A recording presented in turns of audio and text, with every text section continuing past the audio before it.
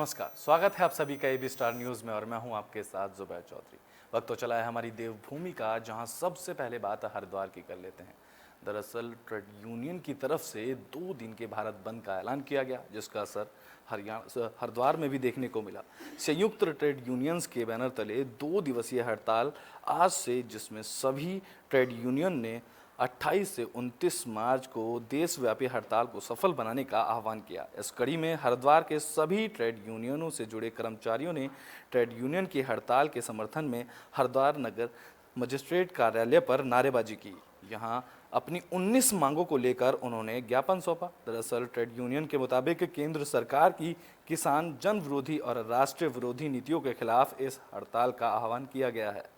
इस हड़ताल में आज संयुक्त ट्रेड यूनियनों के राज्य स्तरीय सम्मेलनों से सार्वजनिक क्षेत्रों के साथ साथ कॉरपोरेटिव क्षेत्र और असंगठित क्षेत्रों जैसे नगर निगम के मजदूर, योजना मजदूर, घरेलू कामगार, आशा कार्यकर्ता और अन्य मजदूर हड़ताल में शामिल हुए। इस दौरान ट्रेड यूनियन के अध्यक्ष MP जखमोला ने कहा कि जो विभिन्न सरकारी दफ्तरों में ठेकेदारी के माध्यम से कर्मचारी काम कर रहे हैं, उन्हें स्थायी पदों पर नियुक्ति दी जाए। वहीं आशा वर्कर्स ने कहा कि केंद्र सरकार मजदूरों को लेकर गंभीर हो जाए, वरना आने वाले चुनाव पर सत्ता पलटने का काम किया जाएगा।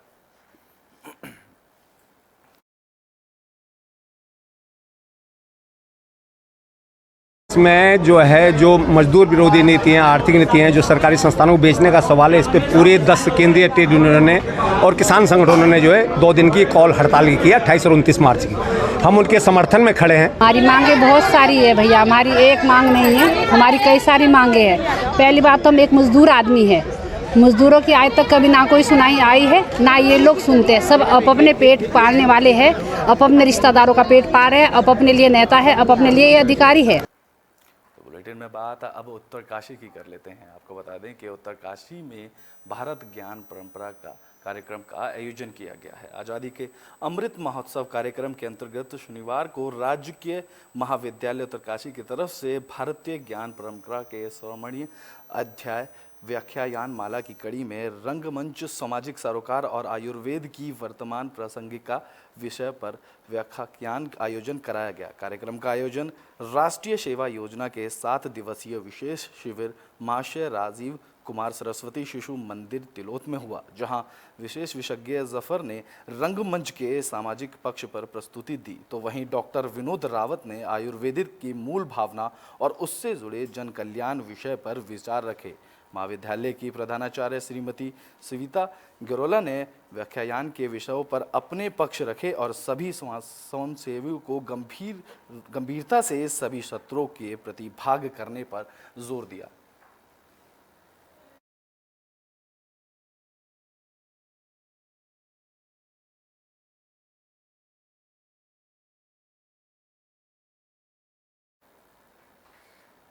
बुलेटिन में बात अब काशीपुर की कर लेते हैं। आपको बता दें कि 2 साल के बाद चैती मेले का काशीपुर में आयोजन किया जा रहा है, जिसको लेकर मंदिर समिति के साथ स्थानीय प्रशासन की तैयारियां शुरू हो गई हैं। 2 साल के कोरोना ग्रहण के बाद इस साल चैती मेले के भव्य रूप से आयोजित किया जाएगा, जिसको लेकर स्थानीय प्रशासन के साथ ही मंदिर समिति ने भी तैयारियां शुरू कर दी हैं। सैकड़ों साल पुराने काशीपुर के प्रसिद्ध चैती मेले की भव्यता के लिए इस बार प्रशासन ने पूरा मैप तैयार कर लिया है। वहीं मां बाल सुंदरी के दर्शनों के लिए इस बार श्रद्धालुओं की संख्या में इजाफा होने के चलते सुरक्षा के पुख्ता इंतजाम भी किए जा रहे हैं। दरअसल काशीपुर में स्थित शक्तिपीठ के रूप में मां बाल सुंदरी की पूजा अर्चना करने का विशेष महत्व है।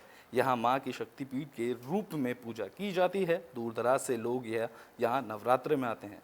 तो वहीं मैदानी क्षेत्र का सबसे बड़ा मेला काशीपुर में ही आयोजित होता है, जहाँ कुमाऊं मंडल के साथ ही उत्तर प्रदेश के भी बड़ी संख्या में श्रद्धालु दर्शन के लिए आते हैं। आपको बता दें कि 2 अप्रैल को मेले का विधि विधान के साथ उद्घाटन किया जाएगा, जिसके बाद 6 अप्रैल को माँ बाल सुंदरी की डोली यात्रा मुख्य बाजार से होते हुए मंदिर परिसर में स्थापित कर भक्तों के दर्शन के लिए रखी जाएगी। भगवती बाल सुंदरी का जो कुमाऊं का बल्कि उत्तरी भारत का सुप्रसिद्ध चैती मेला है, इस बार 2 अप्रैल से प्रारंभ होने जा रहा है और पिछले 2 वर्षों में क्योंकि कोरोना की जो काल था उस कारण 2 साल से मेला लग भी बुलेटिन में बात अब काशीपुर की कर लेते हैं। आपको बता दें कि काशीपुर में एक सड़क दुर्घटना में ट्रैक्टर ट्रॉली में कई दर्जन मजदूर घायल हो गए थे, जिनको देखने के लिए एसएसपी हॉस्पिटल जाकर उनसे मिले। आपको बता दें कि बीती शाम ग्राम बन्ना खेड़ा मार्ग पर विक्रमपुर मोड़ पर मजदूरों से भरी ट्रैक्टर ट्रॉली सड़क के किनारे पर पलट गई थी। ट्रॉली में सवार 2 महिला मजदूर की इलाज के दौरान मौत हो गई, जबकि 53 से अधिक मजदूर इसमें घायल हो गए। सभी घायलों को काशीपुर के मुरादाबाद रोड स्थित सहोता हॉस्पिटल में भर्ती कराया गया, जहां आज सहोता हॉस्पिटल पहुंचकर जिले के वरिष्ठ पुलिस अधिकारी मंजुनाथ टीही ने उन सभी का हाल जाना। इस दौरान उन्होंने कहा कि जितने भी महिला या पुरुष घायल हुए हैं उनका इलाज यहां पर चल रहा है। उन्होंने पुलिस के अधिकारियों को निर्देशित किया कि वह समय समय पर आकर घायलों के दुख दर्द को जानेंगे। साथ ही उन्होंने कहा कि उनकी तरफ से प्रत्येक घायल व्यक्ति को फल भी वितरित किए जाएंगे, जिसका जिम्मा उन्होंने अपर पुलिस अधीक्षक को जिम्मा सौंपा है। पूर्ण दुर्घटना हुई है। जैसे आप सबको पता है कि ट्रैक्टर ट्रॉली कल रात को पलट गई है बाजपुर के पास पुराना फार्म्स के निकट, जिसमें 55 प्लस लोग थे। उसमें अनफॉर्चुनेटली 2 लोगों की कैजुअलिटी हुआ है। जो बाकी जो नॉर्मल से लेकर सीरियस तक जो भी इंजर्ड है सभी इसी हॉस्पिटल में एडमिटेड है। तो एक बहुत अच्छी बात है कि यहाँ पे काशीपुर में एक न्यूरोसर्जन है सहोता, डॉक्टर सहोता साहब, वो बहुत अच्छा इलाज।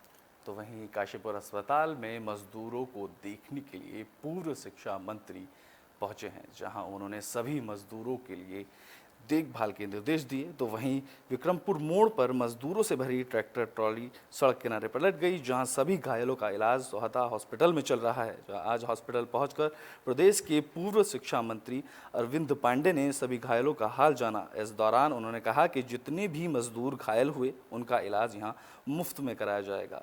अरविंद पांडे ने कहा कि सरकार से मैं बात करूँगा कि इनको ज़्यादा से ज़्यादा सरकार की ओर से आर्थिक मदद मिले।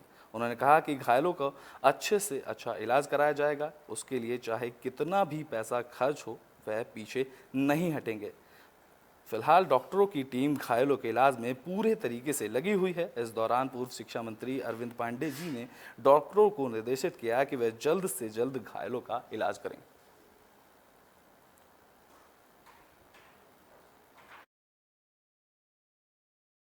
बाजपुर में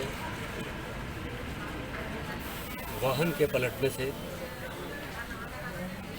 कुछ लोग हम लोगों के परिचित दिहाड़ी मजदूरी के लिए जा रहे थे।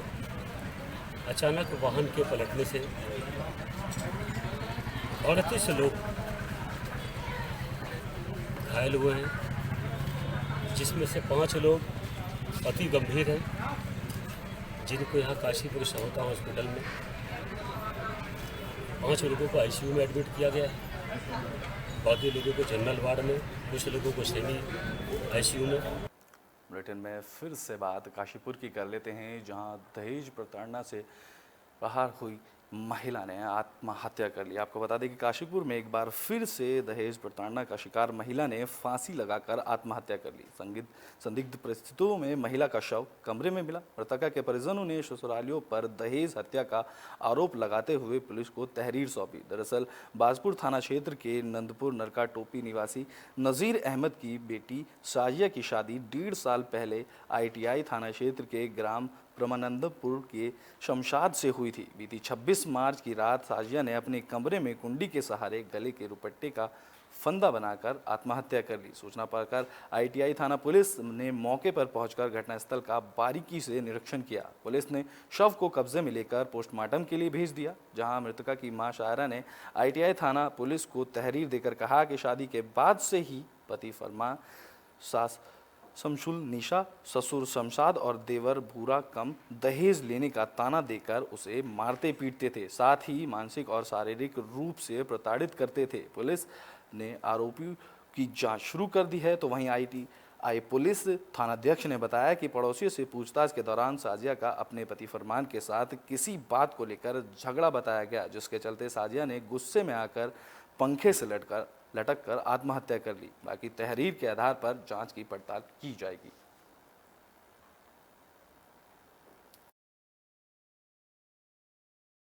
तो सुसन ने फ़ोन करा, तुम्हारी लड़की ख़त्म हो गई।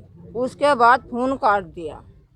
हम गए बाजपुर थाने में, उन्होंने कहा कि तुम अपनी रिपोर्ट लिखवाओ पट्टी जाकर। पट्टी कही तो उन्होंने कही काशीपुर लिखवाओ। जब काशीपुर हम गए, जब जाकर हमने वहाँ बताया, जब जाकर वो लोग आए, जब देखा हम वहाँ पहुँचे, लड़की हमारी चारपाई पे पड़ी थी। अब परसों की मंगलवार की बात है, ये मंगलवार के दिन लेके गए थे, हमारी बहन को बुला के हमने भेज दिया राजीनामे में। अब वहाँ से फ़ोन आता शाम को 10 बजे, कैसा तुम्हारी बहन ख़त्म हो गई। हमारी बहन के ससुर ने ही फ़ोन करा था, फिर किसी ने फ़ोन नहीं करा, ना कोई बात हुई। हम वहाँ पहुँचे तो खाली वहाँ पे हम 3 जने पाते हैं बस। ये एक बाजपुर निवासी एक लड़की की शादी हमारे यहाँ परमानंदपुर में हुई थी। लड़की का नाम साजिया, उम्र 20 वर्ष है। लगभग 1.5 साल पहले उसकी शादी हुई थी यहाँ, जिसने कल जो है किन्हीं कारणों से इनके आपस में विवाद। ब्रिटेन में बात अब रुड़की की कर लेते हैं। दरअसल शादी समारोह में आपने बारातियों को हवाई फायर करते देखा होगा। ऐसा ही कुछ मामला रुड़की से सामने आया, जहां बाराती नहीं बल्कि दूल्हा ने खुद खुशी में आकर हवाई फायर चालू कर दिए। शादी समारोह में हर्ष फायरिंग करते हुए अब बारातियों को देखा होगा, लेकिन रुड़की के डंडेरा में खुद दूल्हे राजा हाथ में बंदूक लेकर फायरिंग करते नजर आए। इस बंदूकबाज दूल्हे ने बारातियों और मेहमानों के बीच हर्ष फायरिंग शुरू की। इस दौरान समारोह में शामिल लोगों की सांसें थम गईं। दूल्हे को फायरिंग करते देख लोग भी हैरान थे। दूल्हे का बंदूक चलाने का वीडियो सोशल मीडिया पर तेजी से वायरल हो रहा है। बता दें कि ये वीडियो रुड़की के डंडेरा के शहनाई गार्डन का बताया जा रहा है। दरअसल वेशड़ी से एक बारात डंडेरा शहनाई गार्डन में आई थी। इस दौरान दूल्हे राजा जमशेद ने गार्डन में आसमान की तरफ बंदूक लहराते हुए हर्ष फायरिंग शुरू कर दी। बता दें कि हर्ष फायरिंग पूरी तरह से बैन है और हथियार लहराना अपराध की श्रेणी में आता है। तो वहीं अब बंदूक हाथ में थामे दूल्हे राजा का फायरिंग करने का वीडियो सोशल मीडिया पर वायरल हो रहा है। वीडियो वायरल होने के बाद मामले ने तूल पकड़ना शुरू किया। तो वहीं अब देखने वाली बात यह होगी कि इस मामले में प्रशासन आगे क्या कुछ कार्रवाई इस दूल्हे के साथ करता है।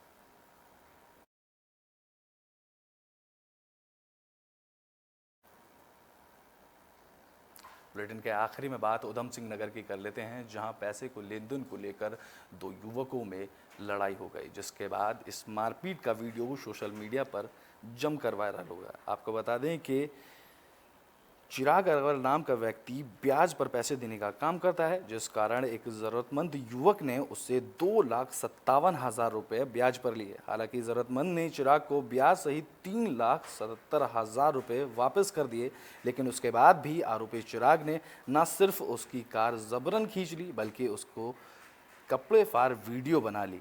पीड़ित व्यक्ति की शिकायत पर जब पुलिस आरोपी चिराग को गिरफ्तार करने उसके घर पहुंची, तो पुलिस को चकमा देकर आरोपी फरार हो गया, जिसके बाद पुलिस की कई टीमों ने पीछा कर किच्छा रोड से आरोपी को गिरफ्तार कर लिया। इसके अलावा पुलिस ने चिराग के सहयोगी गोविंद ढाली को भी गिरफ्तार कर लिया है।